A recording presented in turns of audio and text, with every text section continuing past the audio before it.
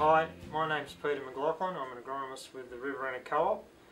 Today I'd like to have a bit of a chat about nitrogen management in winter crops such as wheat and canola mainly.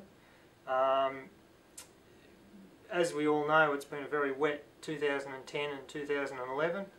The crops in those years were high yielding crops in a lot of instances, and they sucked a lot of nitrogen out of the soil.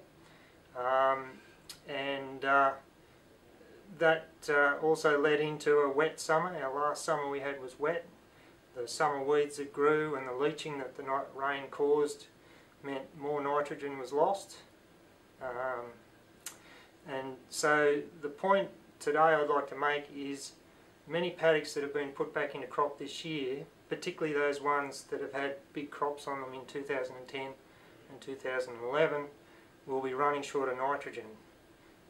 Nitrogen is a major nutrient for the crop. It's used in large quantities compared to other nutrients, and invariably paddocks that have been put into crop this year will probably need a top dressing of nitrogen, and one of the common products used in nitrogen top dressing is urea, and generally your urea top dressing goes on earlier than later with canola. You need to get the canola cabbaging up, so applications of nitrogen need to go on early, otherwise you end up with a spindly thin crop and won't yield as well.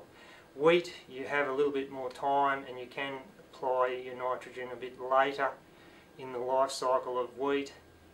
However, if it's a severely nitrogen deficient paddock and you have a high yield target, you may need to put an application of nitrogen on your wheat earlier than normal.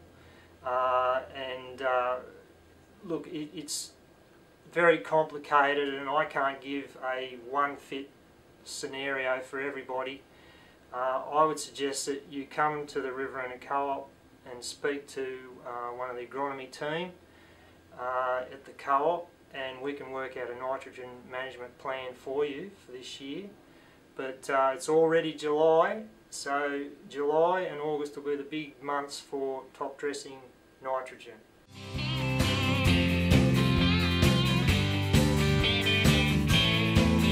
Get your local dose from CRT.